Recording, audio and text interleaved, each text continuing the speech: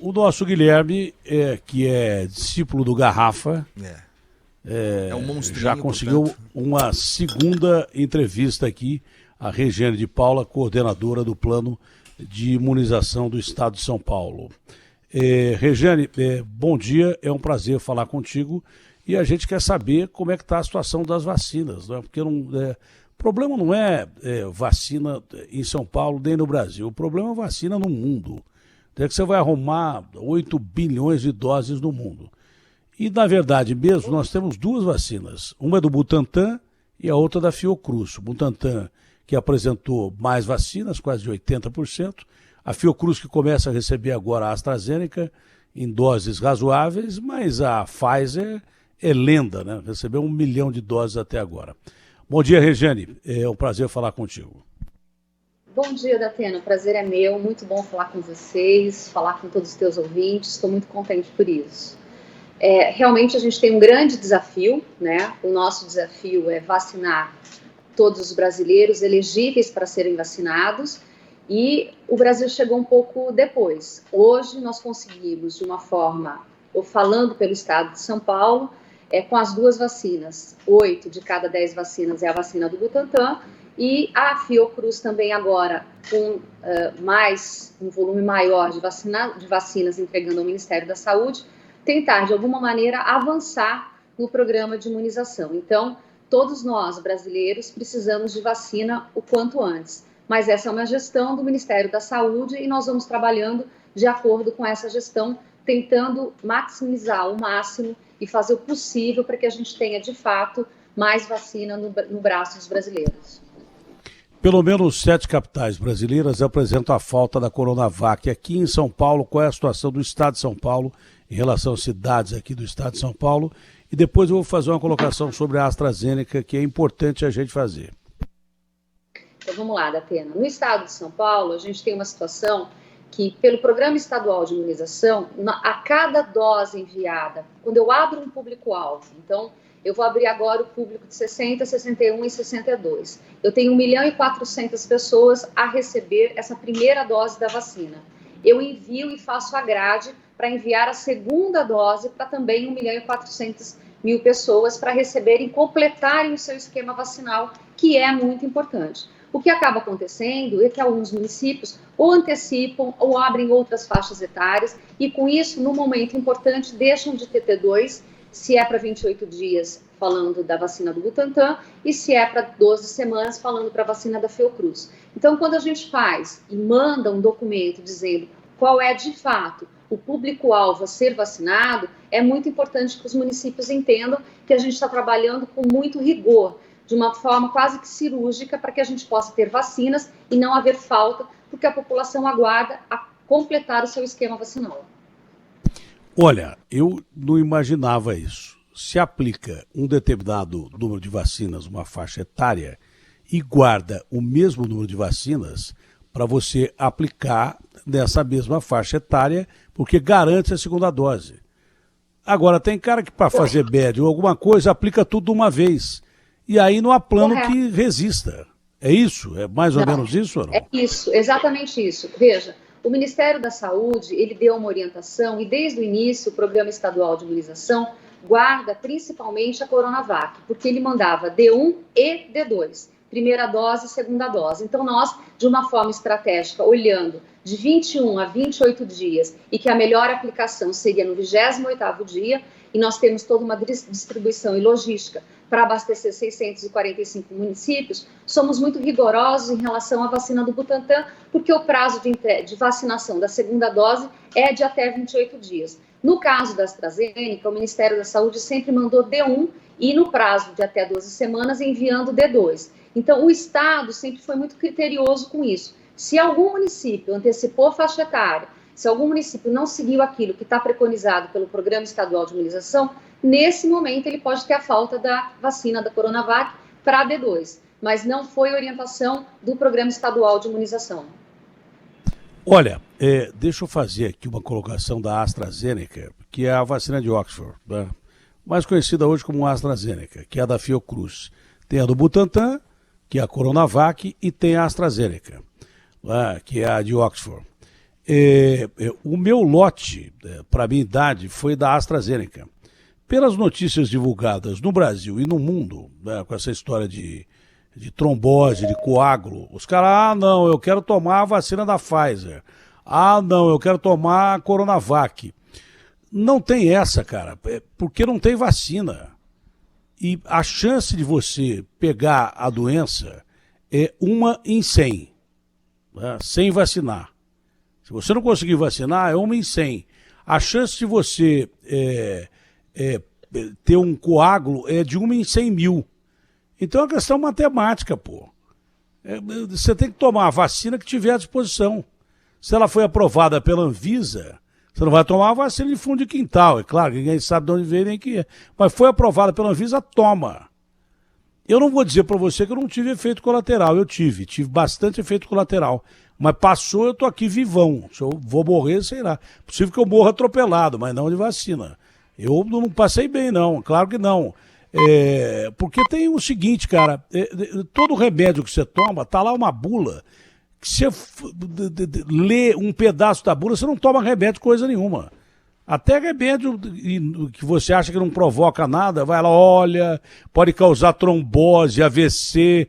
Se for ler bula de remédio, ninguém toma, mas o médico indica para você, porque isso já foi testado e o risco-benefício ele é super aceitável, né?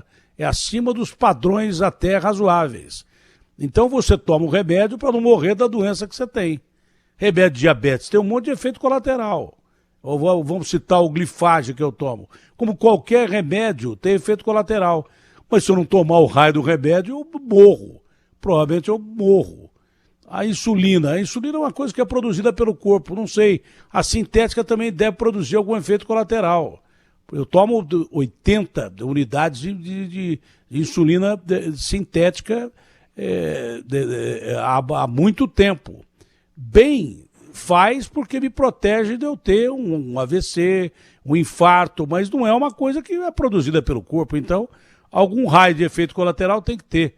É que o risco-benefício, já aprovado pela agência reguladora e testado pelos laboratórios, indica que você tem que tomar o remédio que você toma. Então, do mesmo jeito que você toma aspirina ou toma remédio para diabetes, você tem que tomar a vacina.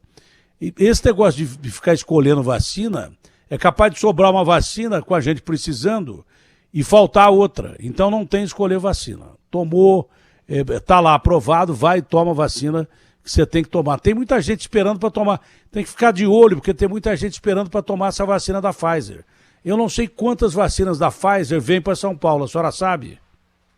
Sei, Tatene, antes de falar sobre a vacina da Pfizer, eu quero agradecer a tua fala agora. É muito importante o teu relato, né? É muito importante que as pessoas entendam que a gente tem as duas vacinas e é melhor tomar qualquer vacina do que correr o risco de ter Covid. Então, agradeço o que você falou, porque eu sei o quanto você é ouvido e é muito importante essa tua fala.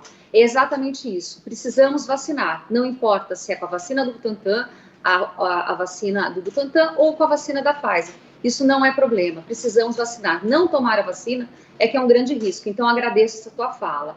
Eu sei sim. Nós vamos receber, já recebemos hoje, 137 mil doses da vacina da Pfizer e a indicação do Ministério da Saúde, por conta de toda a logística dessa distribuição, que é uma logística muito difícil, é que a vacina fique nas capitais. Então, o município de São Paulo vem trabalhando junto com o Estado e o Ministério da Saúde numa série de treinamentos e a vacina da Pfizer vai ficar em todas as unidades básicas de saúde aqui no município de São Paulo.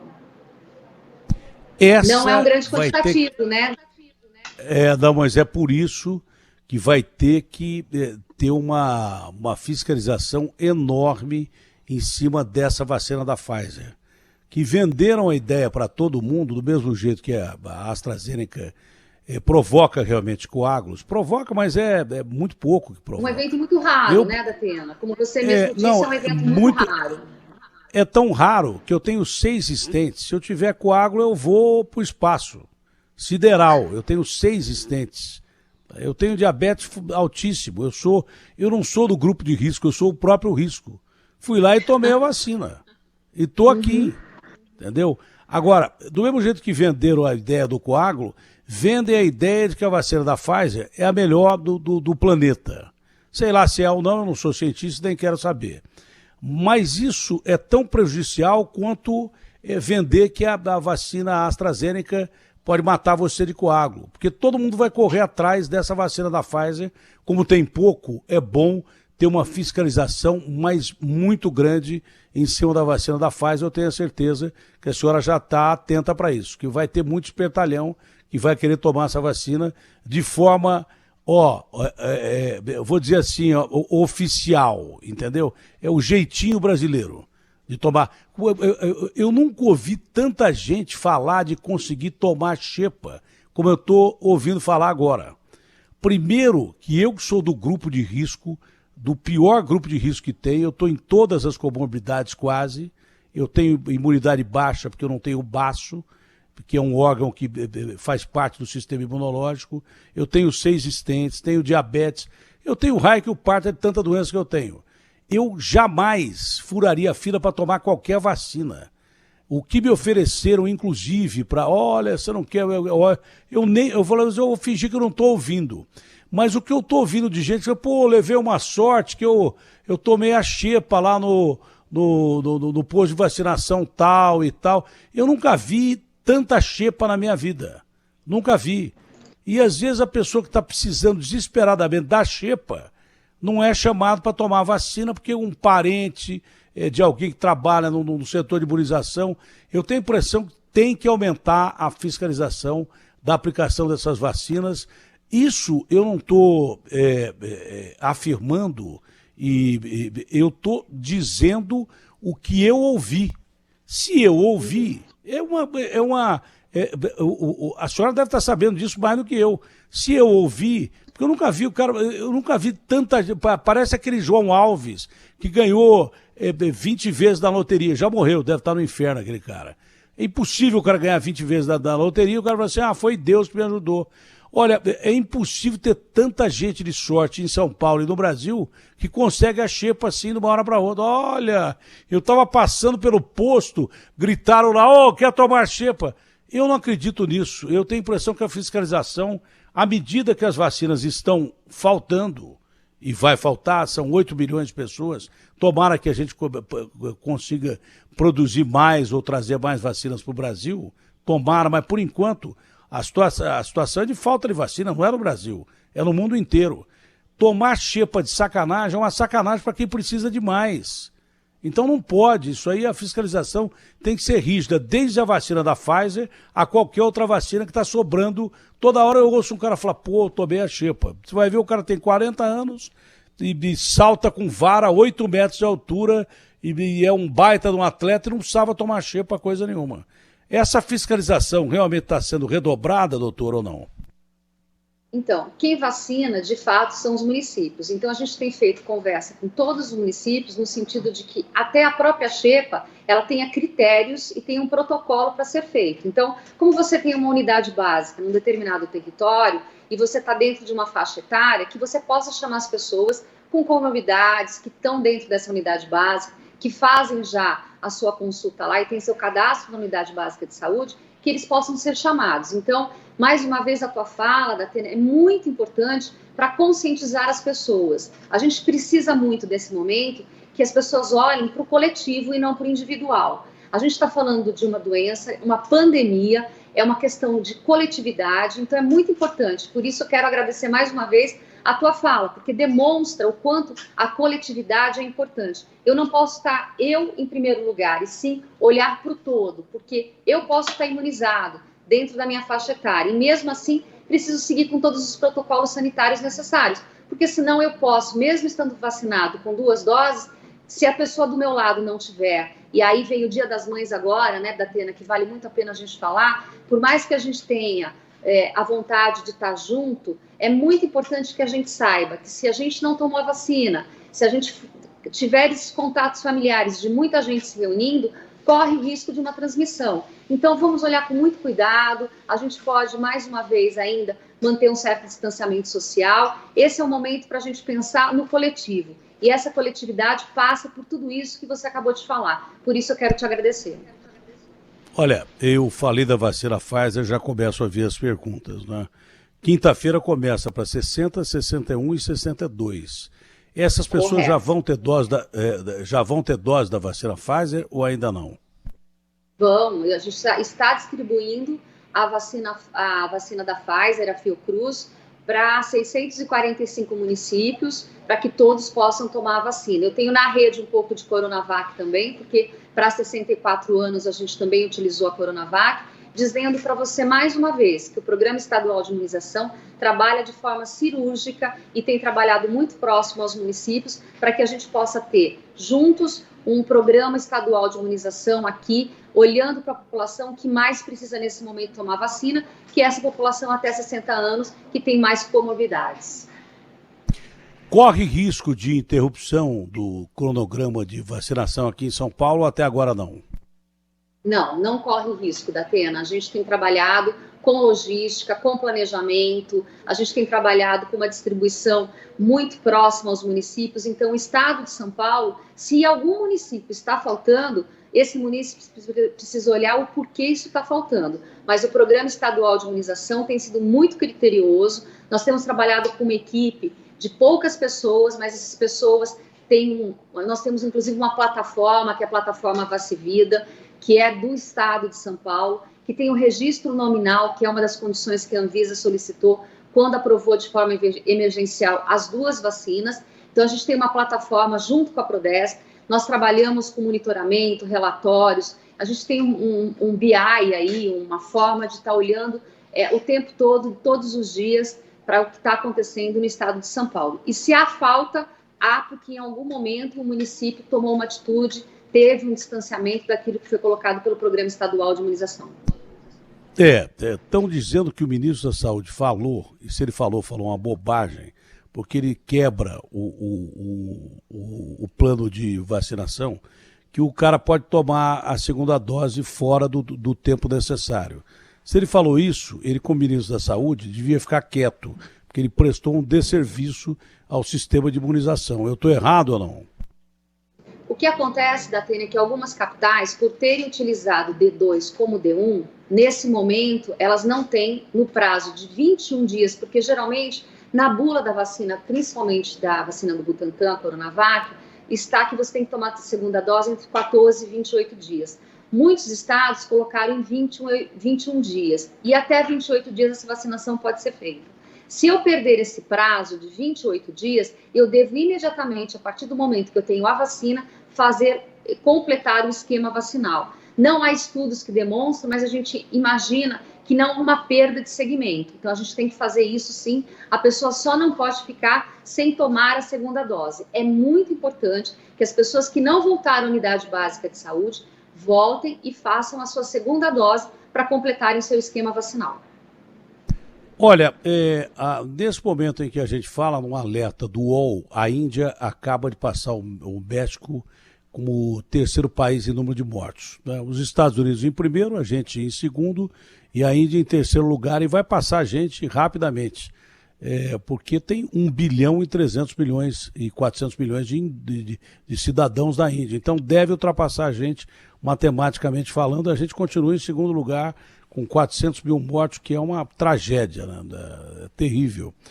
Mas o grande fator é que dizem que lá aumentou muito a pandemia por causa da variante, que parece ser mais letal, se espalhar com mais facilidade, que é a variante da Índia. A pergunta que tem é se já chegou no Brasil essa variante, mas olha, mesmo que não tenha sido detectada, para você que está perguntando aqui, eu posso até responder. É bem possível que ela já esteja por aqui, porque ainda não está na Índia mais só. Ela está em 15 países. Se ela está em 15 países, é muito difícil não estar no mundo inteiro. Esse vírus se espalha com uma velocidade enorme. Então, eu acho que ela não foi ainda sequenciada aqui, descoberta aqui, mas acho que ela já está por aqui. Isso é achismo. Como eu não sou médico, como disse um cidadão aí, eu pergunto para quem entende da situação. Essa variante foi detectada no Brasil ou ainda não? Então, eu vou falar especificamente sobre o estado de São Paulo, Datena. Nós ainda não temos reporte de nenhuma variante indiana no Brasil, e no estado de São Paulo nós temos aqui, sob a minha coordenação, o Instituto Adolfo Lutz, o Instituto Adolfo Lutz, ele faz o sequenciamento em todas as regiões do estado de São Paulo. Esse sequenciamento ele é feito semanalmente com um grupo de amostras escolhidas pelo Centro de Vigilância Epidemiológica, porque a gente olha epidemiologicamente se aquele paciente deve ser escolhido ou não para fazer naquele determinado local o sequenciamento genético do seu exame. Então, temos feito isso, temos já 90% no estado de São Paulo, a variante é a P1, né? Mas a gente ainda não detectou a variante indiana. Isso não significa que nós temos que manter um nível alto de alerta, sendo ela uma variante que a gente chama uma variante de alerta, é importante para a Organização Mundial de Saúde. Então, nós mantemos os nossos níveis de alerta o máximo dentro do estado de São Paulo, trabalhando em conjunto com o Instituto Adolfo Lutz, fazendo o sequenciamento genético das amostras, e toda semana a gente faz uma corrida em todos os municípios, DRS, como a gente fala, Departamentos Regionais de Saúde, fazendo coletas de amostras, enviando aqui para o IAL e fazendo sequenciamento genético. Então, a partir do momento, eu espero que isso ainda demore para acontecer, mas como você disse, a gente está num país globalizado e a gente tem ida e vinda de pessoas e temos que estar muito alerta para detectar rapidamente caso essa variante chegue ao Brasil. Isso não depende só do estado de São Paulo, a gente faz o nosso papel, mas é muito importante que o Ministério da Saúde também faça o seu papel uma vez mais. Pior que depende mais do vírus do que de todo mundo. Porque quando foi sequenciada a variante inglesa, ela só foi dita inglesa porque ela foi sequenciada no país que mais sequenciava variantes. Ninguém sabia que tinha variante. Então a P1, a primeira variante, que é a variante inglesa, foi sequenciada lá na Inglaterra. Então por isso que é a variante inglesa. A mesma variante apareceu nos Estados Unidos 20 dias depois, sem contato nenhum dos Estados Unidos com a Inglaterra e da Inglaterra com os Estados Unidos. O vírus variou da mesma forma que ele variou na Inglaterra, sem contato nenhum. Ele variou no lugar em que ele foi sequenciado e acabou. Então, para de prestar atenção nesse negócio de variante. Você só vai saber se tem uma variante nova quando começar a aparecer muitos casos de uma hora para outra. E pode ser uma variante brasileira mesmo, que o vírus muda aqui dentro mesmo e que pode ser pior que a indiana. Por isso que precisa vacinar. Enquanto a gente não vacina, a gente dá chance para que o vírus vá mudando. E às vezes até num erro genético dele, ele produz uma variante pior do que a da Índia. Então não fica prestando atenção em variante da Índia, variante de Manaus, variante da Inglaterra. Só vai perceber que tem uma variante nova quando subir o número de casos assustadoramente. Quer dizer, é um negócio que está sem controle. Por enquanto não tem, então a gente tem que preocupar com o nosso aqui, que é o mais importante. Agora, essa pergunta eu vou saber sem saber por que eu estou fazendo, porque não me explicaram a pergunta, mandaram a pauta, mas não me explicaram a pergunta. Então, eu confesso que eu não sei nem o que está acontecendo em Serrana, mas me perguntaram por que como é que a senhora vê a vacinação em massa em Serrana. O que está acontecendo em Serrana? Para a pergunta ser tão importante assim. É um estudo clínico que foi feito pelo Instituto Butantan para que a gente pudesse visualizar num determinado município a vacinação em massa desse município e qual seria a resposta frente a essa vacinação em massa. Então, na verdade, foi um projeto piloto, olhando que quando nós tivermos mais de 70% da população vacinada no Brasil, a gente vai ter uma diminuição da transmissibilidade, a gente vai ter uma diminuição do número de casos, vai diminuir leitos, a gente não vai ter tanta pressão em cima de UTI. Então, Serrana foi o primeiro estudo a ser feito no mundo, onde você vacinou toda a população com a vacina do Butantan, a Coronavac, e 2 doses depois, 15 dias após, demonstrou clinicamente, inclusive, que você tem uma diminuição muito importante no número de casos. Ou seja, mesmo os pacientes que teriam que ter Covid, porque a gente está tendo aí uma transmissão grande, no município de Serrana, a gente teve essa diminuição dessa transmissão. Então, esse estudo é muito importante para demonstrar que precisamos ganhar velocidade na vacinação da Atena. E, para isso, o Ministério da Saúde precisa nos importar, trazer mais vacinas. Quanto mais vacinas a gente tiver, e não importa qual a vacina, mais rapidamente a gente vai vacinar a população e vai tirar esse peso enorme que nós estamos hoje sobre os ombros, que é a pressão principalmente nas UTIs e nos hospitais, com um grande número de internações e casos. Como você disse, é lamentável mais de 400 mil óbitos, a gente sente muito por tudo isso e gostaríamos que sim, que o Ministério da Saúde e o governo federal tivessem um posicionamento de poder trazer mais vacinas para todos os estados do Distrito Federal, para que a gente possa mudar o panorama da pandemia no Brasil. Olha, eu jamais pensei que eu fosse tão insensível em transmitir esse recado. A Band informa: não visite a sua mãe, pelo amor de Deus. Só falta... Eu jamais imaginei que a gente fosse viver isso. O mundo está tão louco que é isso mesmo. Se a sua mãe tem muita idade, tem comorbidade, eu acho que é muito importante a senhora falar isso, né? Isso, é muito importante. Hoje a gente tem visto uma transmissão em grupos familiares, né? Então você reúne grupos de filhos, netos, e você faz com que essa transmissão ocorra. Hoje a gente também vê um número grande de jovens adoecendo, porque eles têm esse contato social maior. Então a gente está pedindo que nesse momento, Dia das Mães chegando e a vacinação acontecendo, que você mantenha esse distanciamento social, que você faça uma videochamada, mas que evite as aglomerações sociais. Esses encontros familiares, eles são muito propícios para o Covid nesse momento. Então, é mais um Dia das Mães, a gente entende, mas é só mais um, isso vai passar. E a gente precisa trabalhar todos juntos para que o ano que vem a gente tenha um panorama diferente, com uma imunização já em larga escala e todos podendo estarmos juntos para comemorarmos a vida. Então, precisamos disso para que a gente possa comemorar a vida, Atena. É melhor não ver sua mãe agora para ver o ano que vem. E fazer uma festa legal e tal, e pronto, acabou. A senhora, um feliz Dia das Mães, que Deus lhe proteja e a sua família também. Faltou alguma coisa que a senhora acha interessante? Muito obrigado.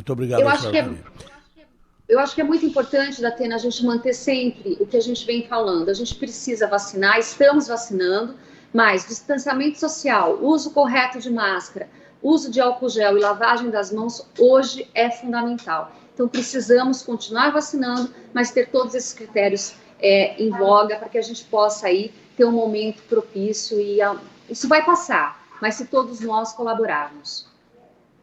Muito obrigado à senhora, fica com Deus, foi uma excelente entrevista. Prazer em conhecê-la. Obrigada, Datena. Um abraço grande. Você. Muito obrigada, um grande abraço.